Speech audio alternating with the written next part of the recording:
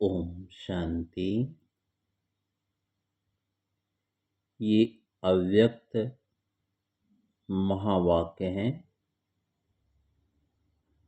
आज बाबा प्रश्न कर रहे हैं, समय समीप आने के कारण विक्रम करने वाले को बाबा कौन सी वार्निंग दे रहे हैं। समय समीप आने के कारण विक्रम करने वाले को बाबा कौन सी वार्निंग दे रहे हैं। देखिए, आज जो कोई भी बाबा के ज्ञान को प्राप्त करके अगर कोई भी गफलत करता है या नकारात्मक वायुमंडल पैदा करता है, तो बाबा देखिए उसके लिए क्या कह रहे हैं। जैसे आजकल कौरव गवर्नमेंट भी बीच बीच में पेपर लेकर उन्हों की मार्क्स फाइनल पेपर में जमा करती है। इसी प्रकार वर्तमान समय जो भी कर्म करते हैं, समझो प्रैक्टिकल पेपर दे रहे हैं और इस समय के पेपर की रिजल्ट फाइनल पेपर में जमा हो रही है। अभी थोड़े समय में यह भी अनुभव करेंगे, कोई भी विक्रम करने वाले को सूक्ष्म रूप में सजाओं का अनुभव होगा। कहने का भाव ये आ रहा है कि अभी जो जस्ट हम प्रेजेंट में कर्म कर रहे हैं, तो वो कर्म जो है हमारा आगे जमा के खाते में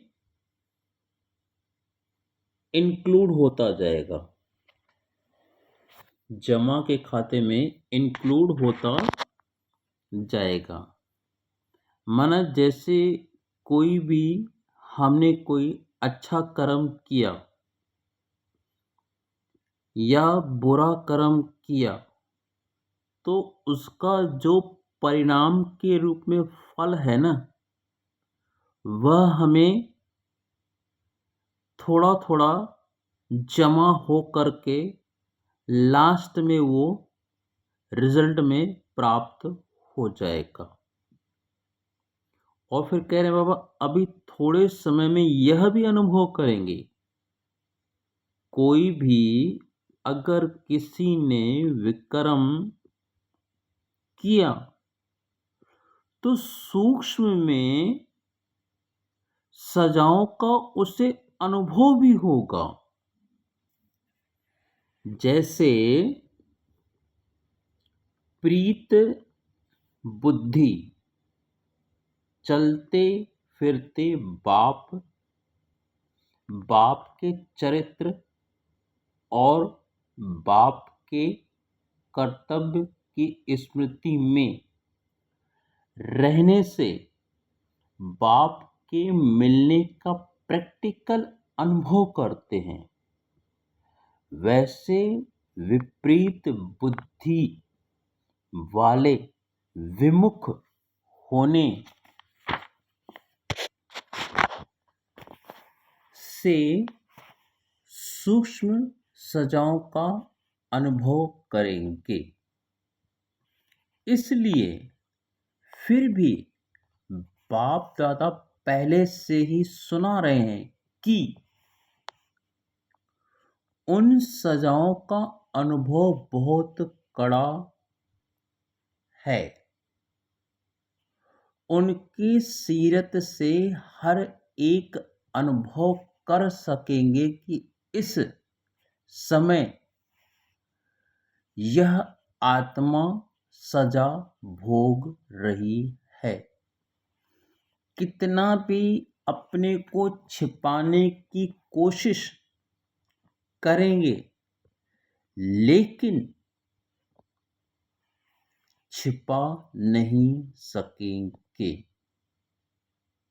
वह 1 सेकंड की सजा अनेक जन्मों के दुख का अनुभव कराने वाली है।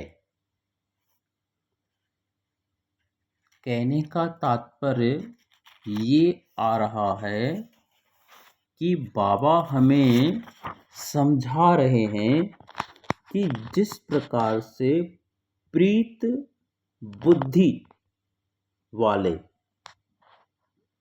जो रहते हैं बाबा के बच्चे, वह बाप के कर्तव्य को स्मृति में रखकर और बाप के मिलने का अनुभव करते हैं। माना जो बाबा के महावाक्यों को अपनी बुद्धि में रखकर और अपने को आत्मा समझकर और अपने आत्मा के जो 7 गुण और 8 शक्तियां हैं, उनको धारण करके चलता है, कर्म भी करता है, तो वह आत्मा की सीरत से लाइट माइट एकदम रिलैक्स का अनुभव करती रहेगी। मन रहेगी इस दुनिया में ही, घर गृहस्थ में ही, परंतु वह प्रीत बुद्धि होने के कारण वो किसी भी आत्मा के कोई अच्छे कर्म भी करते हैं या बुरे भी कर्म करते हैं, तो उसके प्रभाव में वो प्रीत बुद्धि वाले आत्मा नहीं आती है। क्योंकि प्रीत किससे? एक बाबा से। तो वो न किसी के लगाव में आते हैं, न झुकाव में आते हैं, न टकराव में आते हैं, और न किसी से प्रभावित होते हैं और न किसी को प्रभावित करते हैं। क्योंकि उससे स्मृति रहती है कि मेरे जो वर्तमान के कर्म है ना, वो मेरा अंत में फल के रूप में प्राप्त होने वाला है। जैसे जो विद्यार्थी प्रतिदिन स्कूल में पढ़ाई करता है और जो मासिक टेस्ट होते हैं, उस टेस्ट के आधार पे उसको साल में रिजल्ट परिणाम के रूप में प्राप्त होता है।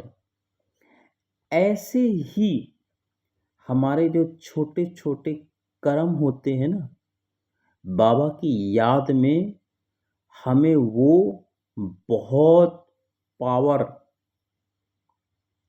शक्ति प्रदान के रूप में अंत में हमें वो मदद करते हैं, जो हम अनेक सूक्ष्म सजाओं से बच जाते हैं। तो इसीलिए बाबा ने कहा कि जो विक्रम अभी करती हैं ना आत्माएं, उनको सीरत से अनुभव होगा सजाओं का। इसलिए फिर भी बाप दादा पहले से सुना रहे हैं कि सजाओं का अनुभव बहुत कड़ा है। उनकी सीरत से हर एक अनुभव कर सकेंगे कि इस समय यह आत्मा सजा भोग रही है। कितना भी छिपाने की कोशिश करेंगे लेकिन छिपा नहीं सकेंगे। वह 1 सेकंड की सजा अनेक जन्मों के दुख का अनुभव कराने वाली है।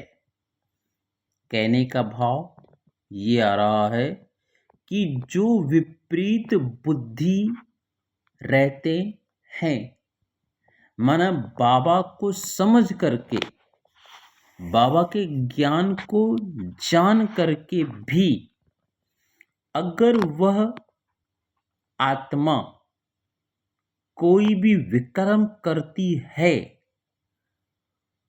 तो भले वो कितना भी छिपाने की कोशिश करे और अपने आप को बहुत अच्छा प्रदर्शन करने की कोशिश करे, लेकिन वह 1 सेकंड की सजा अनेक जन्मों का दुख अनुभव कराने वाली है। माना कितना भी कोई छिपा ले लेकिन उसकी सीरत, कर्म, हाव भाव सब प्रदर्शन करा देता है कि ये आत्मा कितने बोझ से दबी हुई है। बाहरी रूप से तो भले ये अपनी बाहरी पोशाक पहना करके अपने को अच्छा प्रदर्शन करने की कोशिश कर रही है, लेकिन जो उसकी सीरत है ना, जो बुद्धि है ना, उस बुद्धि के द्वारा जो कर्म होता है ना, वो एकदम क्लियर नजर आता है कि आत्मा मन से कितना बीमार है, जो विकारों के अधीन आकर के सजाएं भोग रही है। तो विकारों के अधीन माना काम, क्रोध, लोभ, मोह, अहंकार, ईर्ष्या, घृणा, निंदा, पर चिंतन, पर दर्शन, यही तो बीमारियों के लक्षण हैं। और यही है विपरीत बुद्धि होने से फिर कितना भी अपने को छिपाने की कोशिश करेंगे लेकिन छिपा नहीं सकेंगे। और वो 1 सेकंड की सजा अनेक जन्मों के दुख का अनुभव कराने वाली है। जैसे बाप के सम्मुख आने से 1 सेकंड का मिलन आत्मा के अनेक जन्मों की प्यास बुझा देता है, ऐसे ही विमुख होने वाले को भी अनुभव होगा। फिर उन सजाओं से छूट कर अपनी उस स्टेज पर आने में बहुत मेहनत लगेगी। इसलिए पहले से ही वार्निंग दे रहे हैं कि अब परीक्षा का समय चल रहा है। ऐसे फिर उलाहना नहीं देना कि हमें क्या मालूम कि इस समय कर्म की इतनी गुह गति है। इसलिए सूक्ष्म सजाओं से बचने के लिए अपने से ही अपने आप को सदा सावधान रखो। अब गफलत न करो। अगर जरा भी गफलत की तो जैसे कहावत है, एक का 100 गुना लाभ भी मिलता है और एक का 100 गुना दंड भी मिलता है। यह बोल अभी प्रैक्टिकल में अनुभव होने वाले हैं, इसलिए सदा बाप के सम्मुख सदा प्रीत बुद्धि बनकर रहो। देखिए, कहने का भाव यही आ रहा है। बाबा अभी हमें वार्निंग दे रहे हैं, माना हमें सावधान कर रहे हैं कि अगर हम महसूस करते हैं ब्रह्म मुहूर्त में, अमृत वेले में, हम जब इस देह को भूल करके अपने को आत्मा समझ करके मन बुद्धि से जब हम परम धाम जाते हैं, तो वहां पे महाज्योति बाबा से जब आत्मा का मिलन होता है, तो उस मिलन से हमारी आत्मा की अनेक जन्मों की प्यास बुझती हुई महसूस होती है। माना आत्मा एकदम लाइट, एकदम माइल्ड, रिलैक्स, एकदम शांत और सारी शक्तियों और गुणों का अनुभव करती है उस परम धाम में, अपने अविनाशी ज्योति स्वरूप में। तो कहने का भाव, जब एक सेकंड में हम लोग परम धाम में जाकर के अपनी आत्मा में गुण और शक्तियां भर करके अभी हम अनेक जन्मों के विकर्मों की प्यास बुझा लेते हैं, तो बाबा फिर कहते हैं ऐसे ही जो बाबा से विमुख होने वाले को भी अनुभव होगा। जो बाबा की प्रीत बुद्धि के विपरीत रहते हैं, जैसे हम लोगों को सुख शांति अनुभव होता है अविनाशी रूप में बाबा से मिलन मनाने में, फिर जो विक्रम करने वाली आत्मा रहती है, फिर उन को भी अनुभव होगा कि हम सजा भोग रहे हैं, लेकिन बाहरी पोशाक अहंकार के कारण वो महसूस दूसरों को नहीं कराएंगे। तो इसलिए बाबा कहता है फिर उन सजाओं से छूट कर अपनी स्टेज पर आने में बहुत मेहनत लगेगी। माना किसी ने अगर गुस्सा किया तो गुस्से में उसका चेहरा देखिए कितना कुरूप दिखता है, और गुस्सा करने वाली आत्मा कितने समय के बाद वो नॉर्मल स्टेज में आती है। तो इसलिए पहले से ही वार्निंग दे रहे हैं कि अभी परीक्षा का समय चल रहा है। माना अभी जो है ना, जो बाबा के सच्चे बच्चे हैं ना, वो ये महसूस कर रहे हैं या करेंगे कि अभी वायुमंडल नकारात्मक चल रहा है, आत्माओं में न वो पावर है, न वो शक्तियां हैं, और न वो गुण का उपयोग कर पा रहे हैं और रहना हमको इसी दुनिया में है, इसी वायुमंडल नकारात्मक में ही रहना है, तो हमें ये महसूस करना है कि अभी हम बाबा के सच्चे बच्चों का परीक्षा का समय चल रहा है।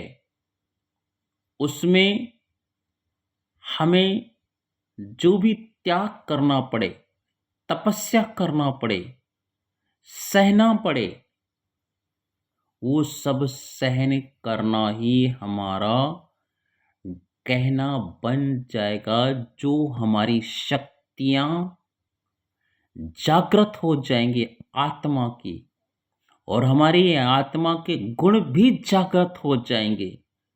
इसलिए हमें ये महसूस करना है कि अभी जो वर्तमान का समय बाबा के खास बच्चों की जो श्रीमत पे चलने वाले हैं, उनका पेपर का समय चल रहा है।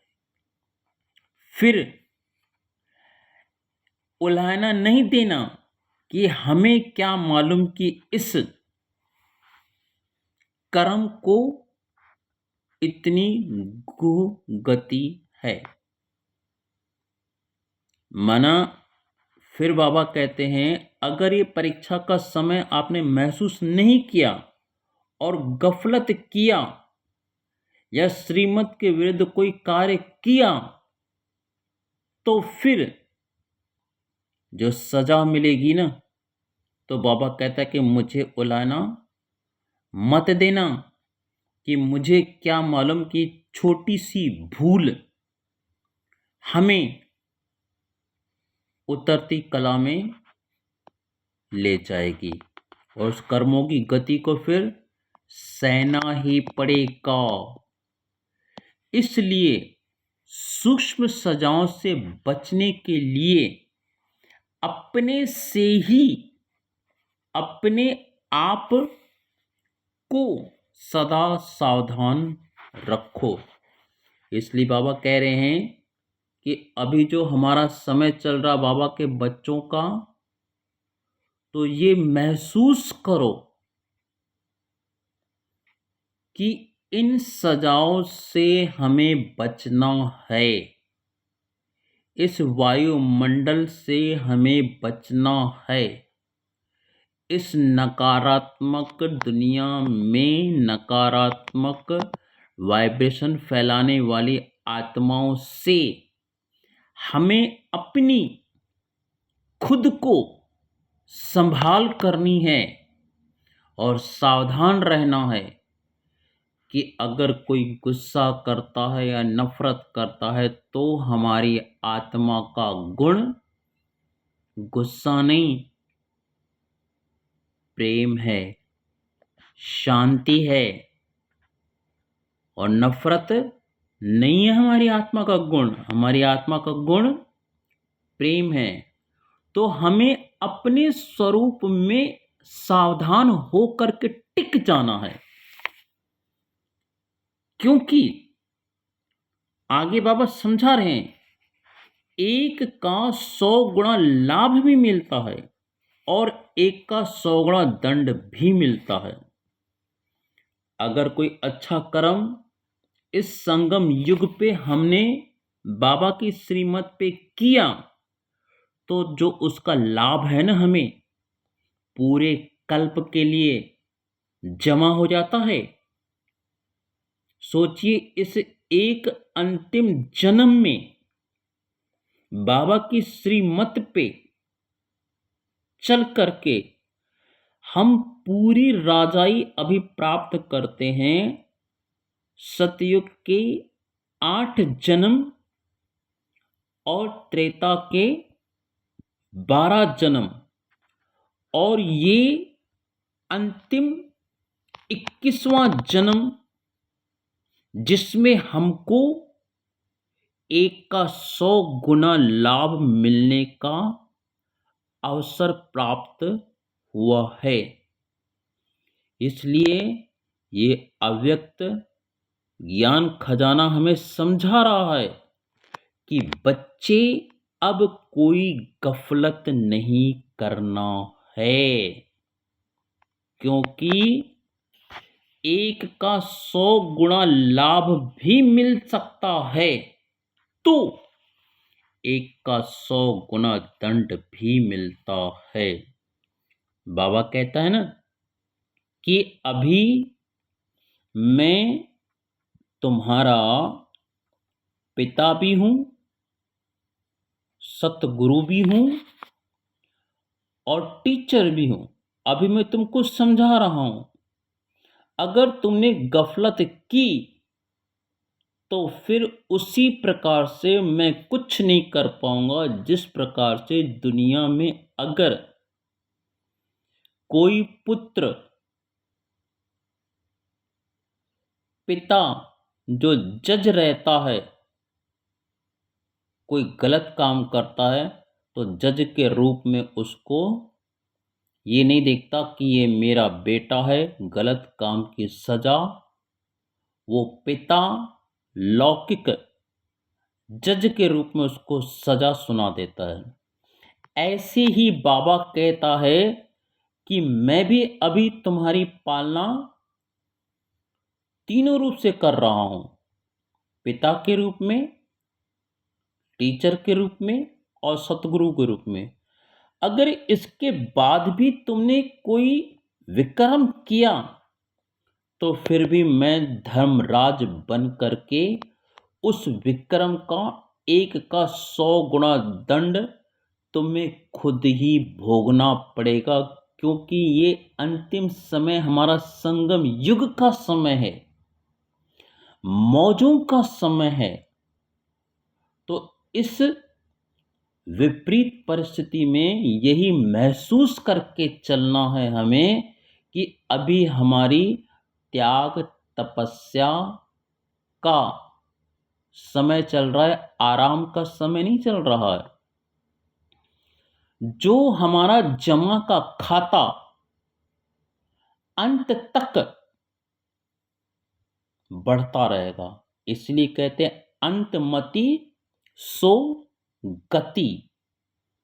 तो अपनी अवस्था 1 सेकंड में नहीं बना सकते हम लोग, अंत तक अपने आप को स्मृति दिलाते रहना है और श्रीमत पे चलना है, नहीं तो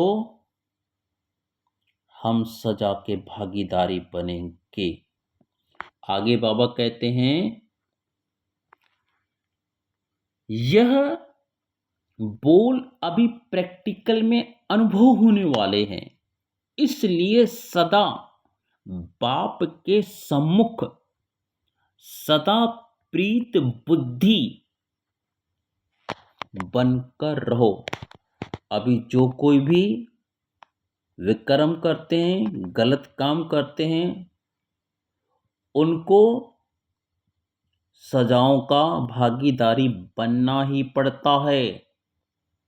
और दुनिया में भी देखते हैं, कोई अगर बुरा कर्म करता है तो उसको सजा निश्चित है, आज नहीं तो कल वो भारतीय कानून दंड के अंतर्गत वो सजा प्राप्त करता है। तो हमें इस भारतीय गवर्नमेंट की सजाओं से बचने के लिए और बाबा की श्रीमत पे चलना माना एक का 100 गुना लाभ प्राप्त करना है। तो सारा सार इस अव्यक्त ज्ञान खजाना का यही आता है कि हमें अभी कोई ऐसा विक्रम नहीं करना है जिससे हमें सजाओं का भागीदारी बनना पड़े। अरे हमें तो भगवान मिला है अभी भाई, हमारी अभी अवस्था जो है वो अनुभव कराए अपनी सीरत से कि अनेक आत्माओं का भी कल्याण हो जाए। माना रहना इस कलयुग की दुनिया में ही है, लेकिन जैसे कमल कीचड़ में रहते हुए न्यारा प्यारा रहता है, ऐसे हमें भी अगर सजाओं से छूटना है तो बस एक का 100 गुणा लाभ लेकर के बाबा के श्रीमत पे न्यारे प्यारे होकर के चलना है।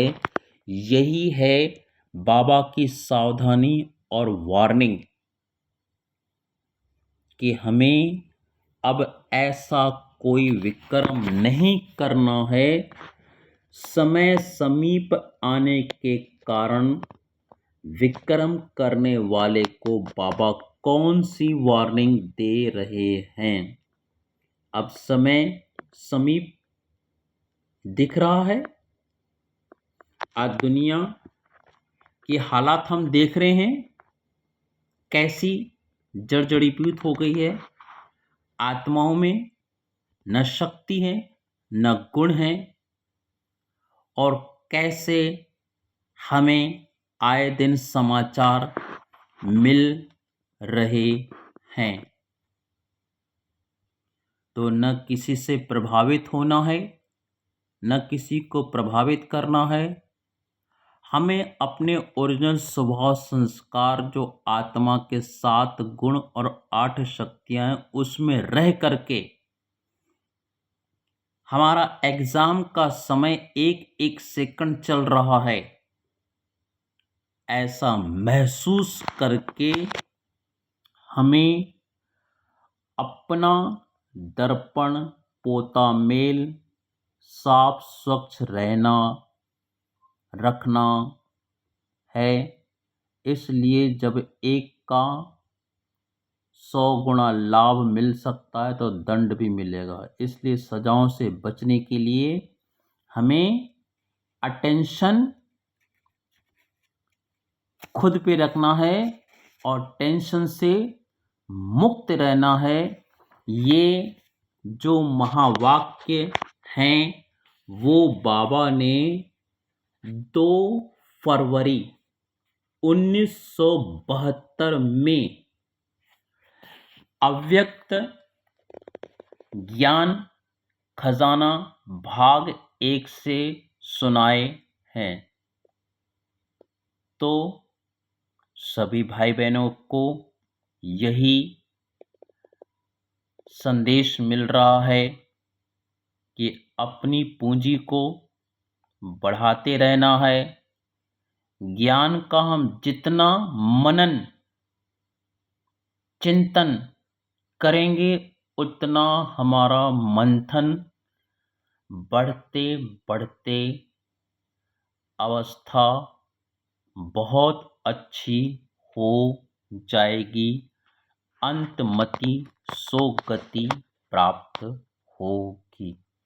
अच्छा, सभी भाई बहनों को